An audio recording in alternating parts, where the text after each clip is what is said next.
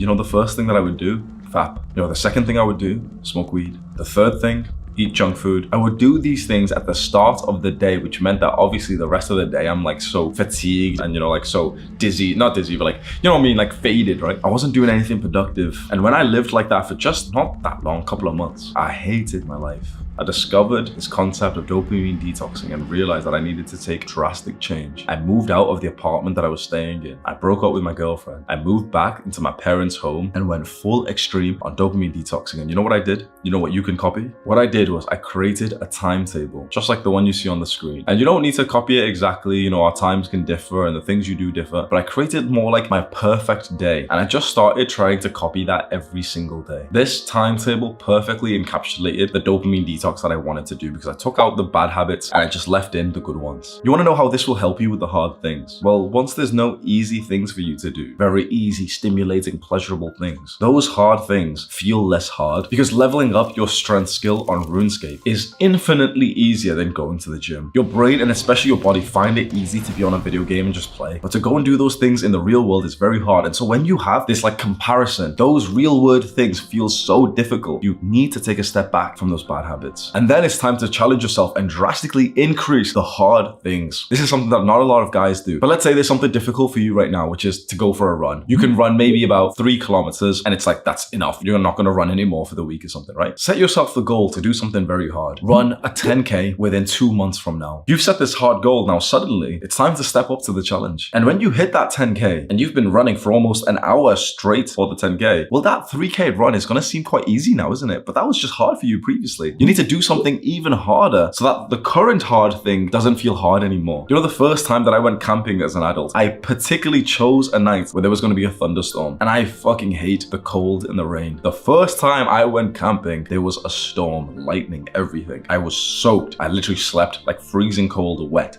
You know why I did that? Because I knew that if I started with the extreme thing, if and when I ever go camping again and it's a little bit cold, it doesn't even matter. I've experienced the hard thing already. And the same with fighting. So when I did kickboxing, I would go into the cage with the guy in my gym who used to be like our fighter. Like he was the one going to win, fight, you know, amateur bouts with other people. And he was very, very good. Like he had the highest cardio. Like we all had like a scoreboard, right? Imagine this guy is ultra fit, very skilled. I would go into the cage with him. They lock the cage behind you. You've got to survive for 3 minutes. He beat my ass, obviously. And I remember he would blitz me. I'd be like cowering up in the cage and he'd just fucking blitz me. But you want to know how that was such a good thing for me? Because after that, I'd step out of the cage, have a rest for a minute and go spar someone else who wasn't as good as him. And that other guy now seemed a lot slower than he originally was. You need to go and do even harder things than you're currently challenging yourself with.